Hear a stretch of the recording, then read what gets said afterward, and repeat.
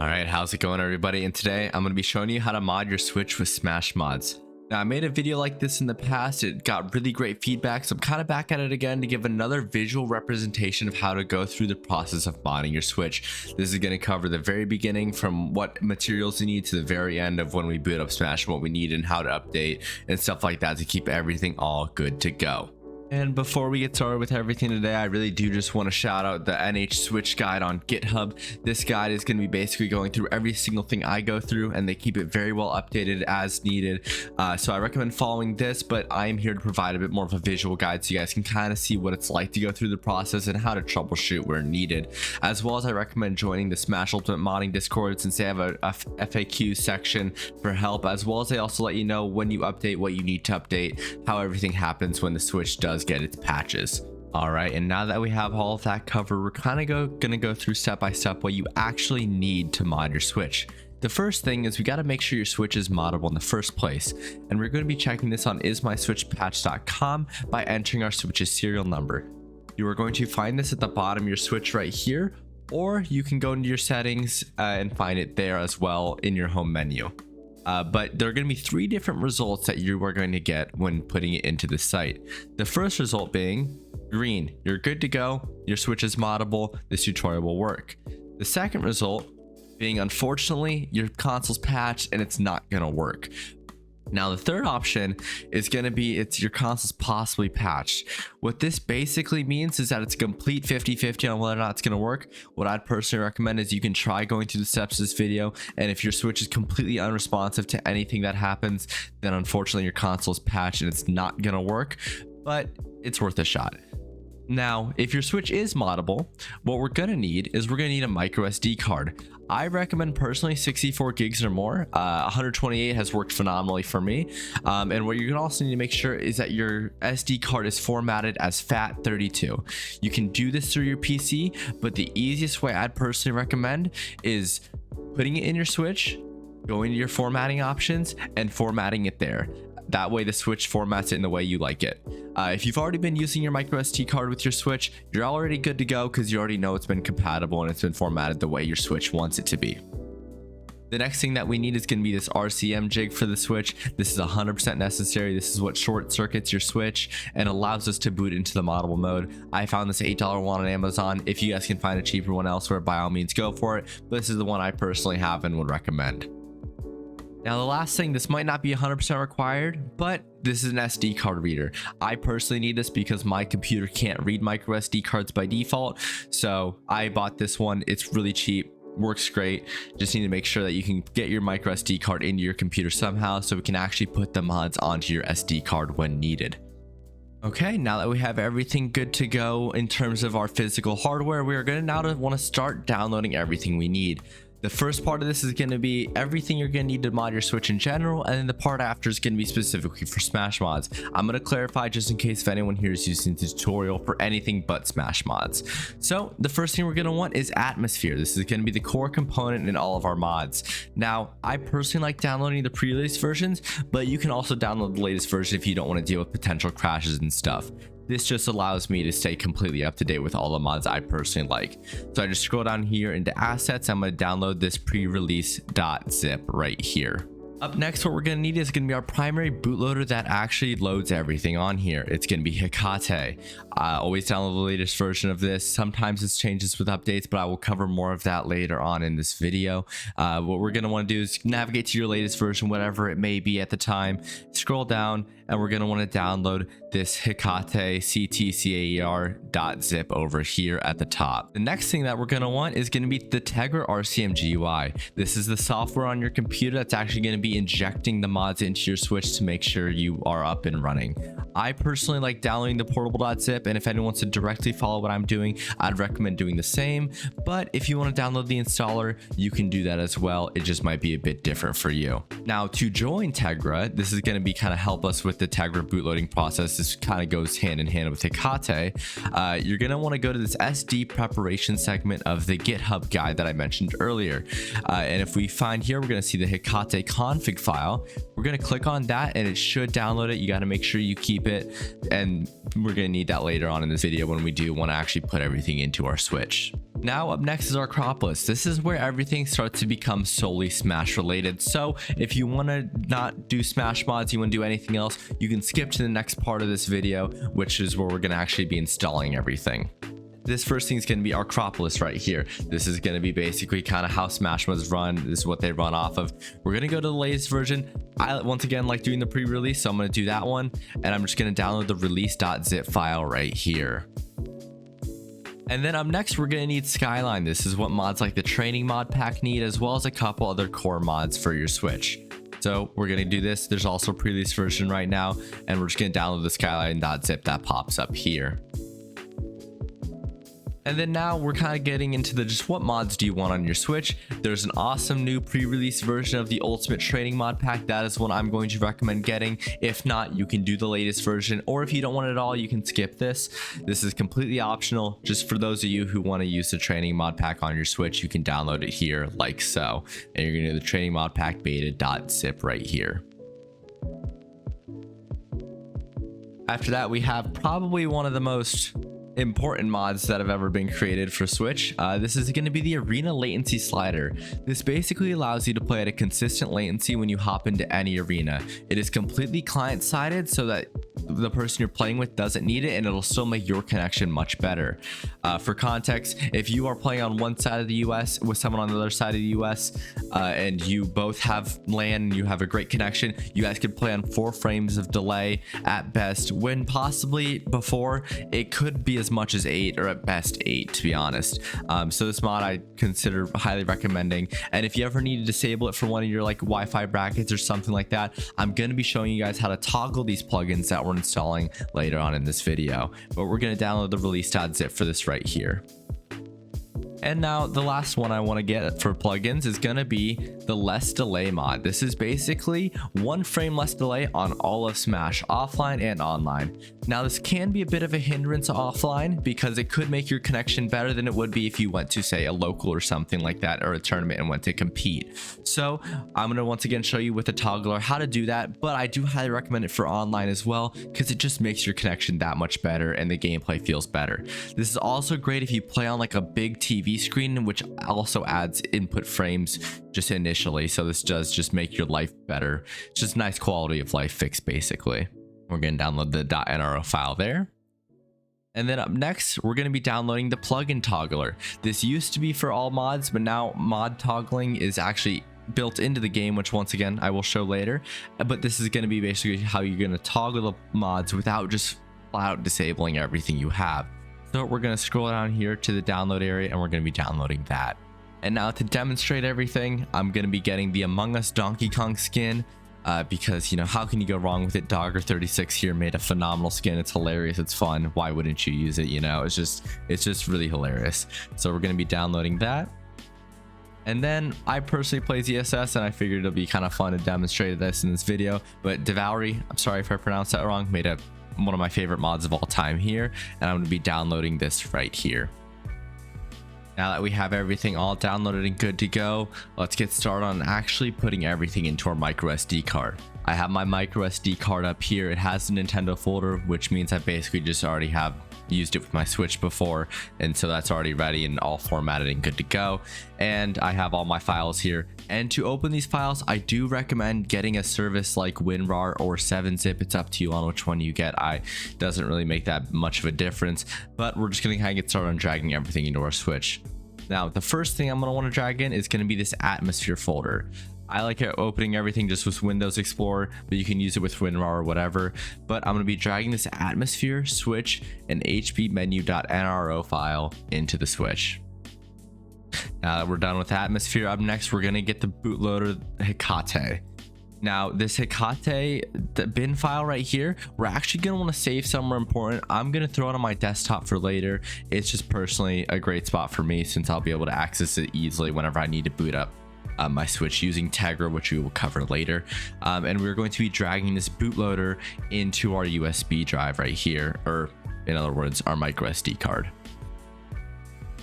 After that, we're going to skip Tegra for now, and we're actually going to get this Hakate_IPL file.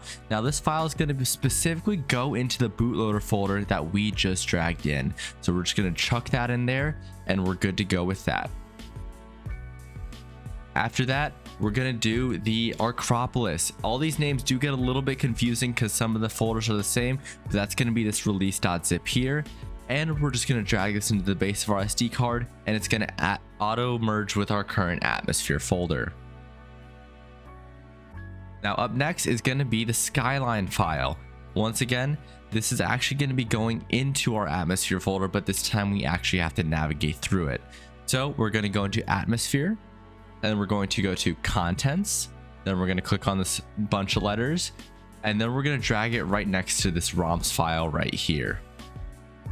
Now that we finished with the Skyline file and everything like that, we're going to want to drag in the Training Modpack that we got earlier. So we're going to open up that file, and this is going to once again just be an atmosphere folder, and we can just drag this into the root of our SD card, and it will auto merge with our current atmosphere folder. Up next is going to be the training delay mod. So this one is going to be once again just another atmosphere. It's going to auto merge. It's just quick, easy, good to go, all installed. Now this one frame less delay mod does not have the auto merge atmosphere folder that we normally have, so we're gonna have to manually go into it, atmosphere, and add it. So we're gonna go to atmosphere here, go to contents, click on the bunch of numbers and letters here, go to ROMs, Skyline, plugins, and then we're gonna be just dragging this delay mod right in here with our other plugins that we have. Now that we've installed that, up next is going to be the Arcadia. This is going to be the plugin toggler. This is how we're going to be able to toggle any of the plugins that we've currently gotten, like the one frame delay or the arena latency slider mod. So we're going to navigate to this Arcadia folder. We're going to open it up, and we're just going to see the switch folder. All we're going to do, drag this into the root of our SD card, and it's going to auto merge with our current switch folder. So we're good to go. Last but not least is going to be kind of the folder you're going to be coming to the most when it comes to all these Smash mods. A lot of these you just kind of do once and then update as needed, and you're kind of done. Now next, we're going to create a new folder in our SD card. We're going to call it Ultimate. It's going to be all lowercase, so it gets read by all the mod stuff, and it actually works with Smash Ultimate. And inside this Ultimate folder, we're going to create a folder called Mods. Once again, all lowercase. And now that mods folder is created, we're going to go navigate to one of our mods, for example, Donkey Kong Among Us. This one, like the ZSS one, as you can see, is going to be need to open with a file like WinRAR or 7-zip, which is why I didn't bring that up earlier. So we're going to open that up, and we're going to just drag the folder inside here into our mods folder. And once that's done, we're going to do the same thing with the ZSS mod and drag that in, make sure we're all good to go. And now this is going to be the same folder that you use to install any other mod. This works for stage mods, music mods, as well as any other skin mods you may need. So this is going to be once again that primary folder that you go to navigate through everything. Now you might be thinking, I have a mod I want, but I don't want it to go over a certain alt, and I want it to go over this alt instead, for example. So I'm going to take the Donkey Kong Among Us mod, for example, and use that and change everything as needed. So we're going to go navigate to the fighter folder in Donkey, and we're going to see model, body. You have the second, third, fourth, and fifth alt. So the C01, basically how the numbering works for all these mods is 00 is the first slot and 07 is the 8th slot. And you can fill out how it works in the middle. But basically, I only want the red Donkey Kong Among Us mod. So that one specifically is C02. So I'm going to delete these other two folders so I don't have them. And then we're left with solely the C02. Sometimes deleting is a little weird on SD card and won't immediately show up, and you might just need to refresh. But we can go in this and we'll see that this is just that mod. Now say, on top of that, I want the red alt to go over Donkey Kong's main alt. So what we're going to do there, all you have to do is rename this folder to C00. That's going to be alt 1 right there, and we're good to go. That is how you do that. And now we're going to want to change it as well in the UI section. Now how you do this is you're going to navigate to that, and you're going to see these different character slots. The 0 through 6 one correspond to various slots of the UI, and there's sometimes a 7th one, which will be that main home screen display. So say you have an alt that goes over the default alt and you want to change it for the home screen as well. If that 7 is there, that's what that's going to do. If you don't want it there, you can delete it. This is just, once again, the UI and how it looks. But since once again we deleted all 3 of the other ones outside of 02, we're going to just delete all those right there. And we're going to do that for every single section here.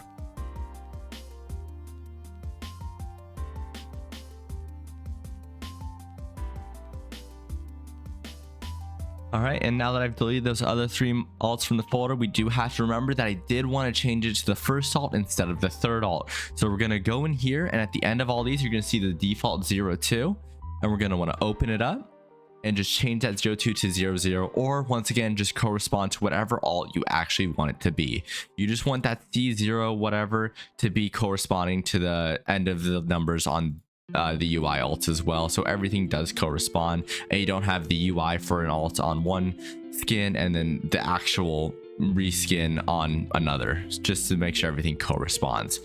That is basically how you go about editing that, changing that, and what you can actually change when you are in a mod. Okay, and that basically summarizes what we're going to want to add to our micro SD card. Now we're going to want to get into the Tegra that I brought up earlier. So I'm going to open up this zip file that Tegra came with, and I'm going to just drag this onto my desktop as well, just for convenience. Now, a very important thing about this Tegra thing is when you do download the portable.zip, you have to make sure you install the drivers that it runs on yourself. If you do the portable.zip, the installer does it for you, but this is just a more manual, more confirmed way of doing it. And the way you're going to want to do that is you're going to navigate to this apx_driver folder in your portable folder, and you're going to scroll down to install driver. You're going to have to confirm through a bunch of Windows stuff right here. Just click yes. Allow install wizard to do its thing, finish, and you're good to go.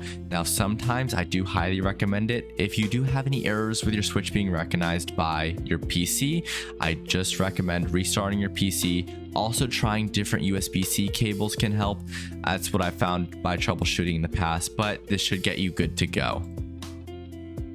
And now we're actually ready to eject our micro SD card. So we're just going to right click on here on your PC and just eject it. You want to always do this just to make sure you avoid any corruption, and we're going to pull it out of our PC.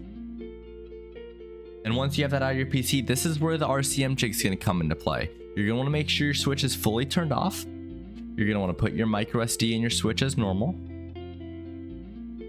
And once it's in there, you're going to take off the right Joy-Con.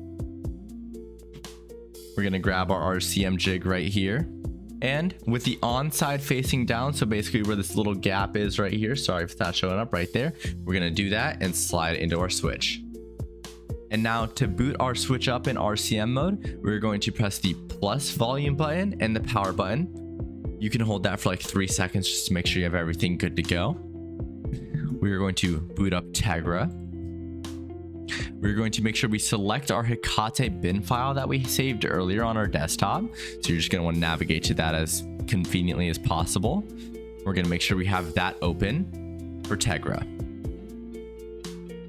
Now we're going to take any regular USB-C cable and plug it into our switch. As you can tell, Tegra just recognized it, and we are ready to inject the payload. Now that the payload has been injected, we can unplug our USB-C card, and you're going to see a little prompt with the date. I'm just going to skip past that for now. And it's just going to say the NYX configuration was saved to the card. This only really happens on the first boot of a mod. Then you're going to click launch. And then we're going to go for this Atmosphere FSS0 SYS MMC option. So this option right here, sometimes this is the second option. It just depends on what version of the Atmosphere we are running. But you're always going to do the FSS0 SYS MMC option right here. And now we're going to be booting up into our switch with mods. All right, my switch is fully booted up again, and I can go into the screen like normal. Everything's going to seem pretty normal here, and we're going to load up our mods for the first time. All right, so every time we see this new prompt, we're going to notice that new mods have been detected. Would you like to enable them? There's a yes and a no option. We're just going to want to click the yes option here.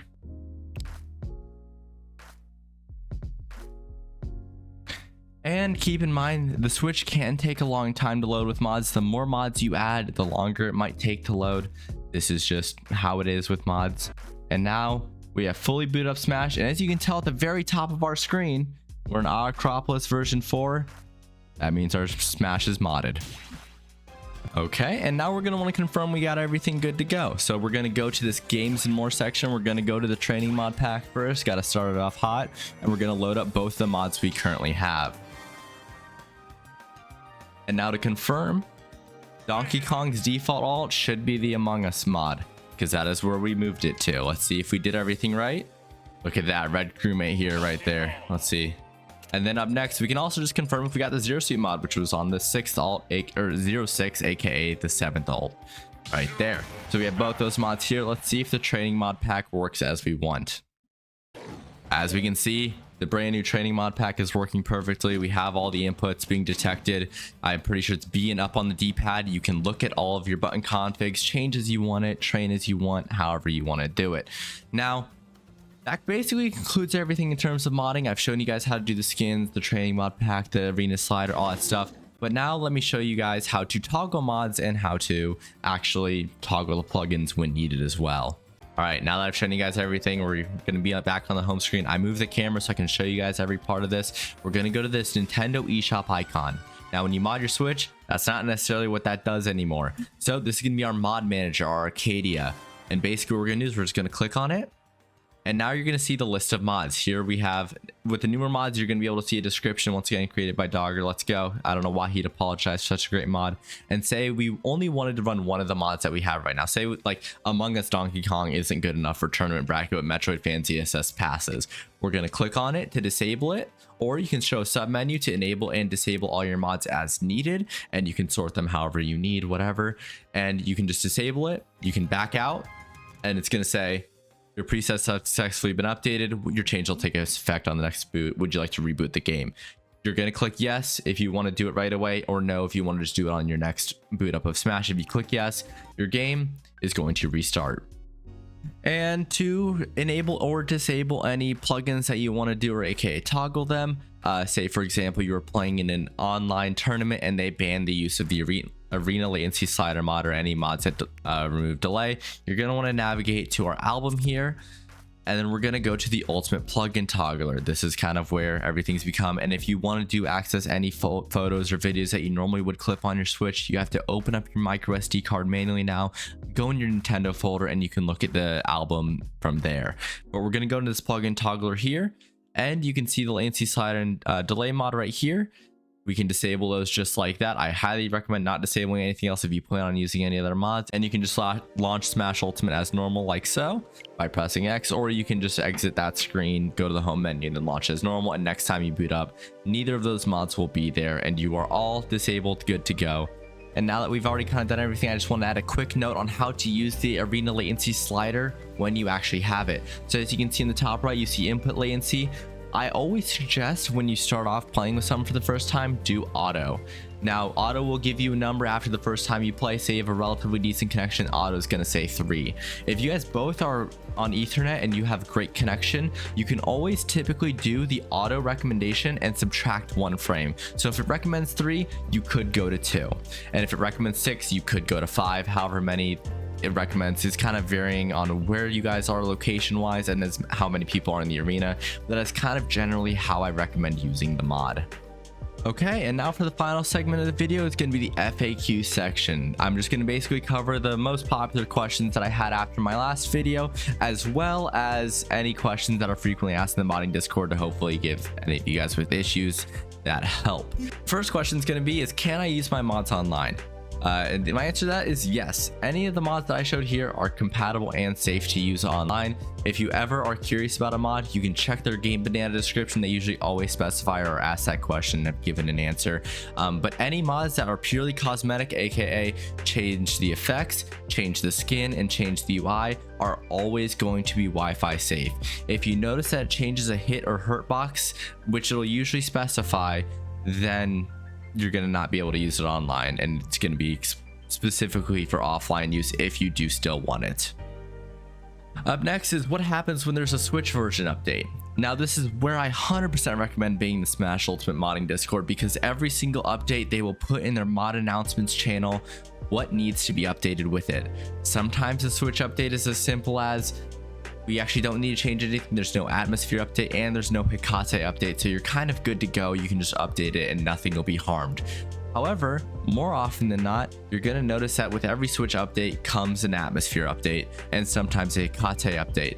If you don't want to join the Discord, I'd recommend just waiting a couple days, like usually one day after the initial update happens. You can just ignore it until then, and then once you finally do, you can check that atmosphere GitHub link, see if there's a new version, and check the Hecate GitHub and see if there's also a new version.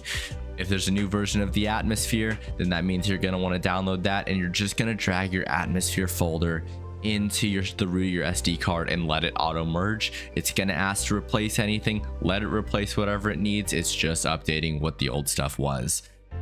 And if it's Hecate, same thing, drag in the new bootloader, let it replace whatever it needs to. You won't need to actually delete anything. Up next is going to be, can I turn my Switch off? You are able to put your Switch to sleep at any time, but anytime you fully shut down your Switch or take out your micro SD card, you're gonna need to reboot using the Tegra process that I showed earlier, which is basically plug in your Switch to your thing with the RCM jig in and then inject the mods as normal. That's going to be a pretty common process for those of you who might want to update mods or turn off your Switch frequently or like fully shut it down. This kind of segues into my next one is, can I add more mods? Yes, same way as we did in the video. You're just going to eject your SD card from your Switch. You're going to put it into your PC, drag whatever mods you need, and do the Tegra process all over again. All right, and up next is going to be kind of a common issues thing. Sometimes you're going to see this unknown package 1 version thing come up on your Switch when you try to boot into Hecate. All this is your version of Hecate is not fully updated, and all you have to do is go find the most recent version, download the new one, and replace the bootloader folder. Now, another common issue is going to be when Atmosphere panic. It can happen sometimes right after you launch your Switch in Atmosphere or right after you launch Smash. Now, if it happens right after you launch Smash, what I highly recommend is going into your Ultimate folder into mods, just adding a period in front of the mod so your Switch won't recognize it, and see if you can boot up Smash normally. If that's the case, then one of your mods in that folder is making it so Atmosphere is crashing. If it still crashes, it could be a plugin you've installed, and I would kind of go through the process of elimination and reinstall everything, like just the basics or Acropolis, Skyline, all that stuff, and kind of avoid the extra stuff until you figure out what the root of the problem is. Now, if you get this error, which happens right after launch, what I recommend doing is we're going to go back to this screen right here. We're going to click on Tools, navigate to ArcBit right here, and then you're going to see Fix ArcBit, and you're just going to click on that, and it should be all good to go, and you can try rebooting and launching with our normal method. Okay, and that pretty much concludes everything about this modding tutorial. I will try to stay as up to date as possible if any of you guys have questions in the comments below. Or I'd recommend joining my Discord, and if you just message in the Smash chat any issues you have, I can try to help there. However, if you do ask a question that was answered in this video, I'm going to respond with a timestamp of where I mentioned it in the video. Please don't take it as rude. I'm just trying to save my energy while also trying to help as many people as possible. Once again, I appreciate you guys all for watching, and hopefully you guys found this helpful. If you did, drop a like. You can share with any of your friends who need help modding their Switches, and if I need to make one in the future, I'll try to be quicker than I was this time. However, we'll see, and I'll make one. I appreciate you guys all for watching, and have a great day.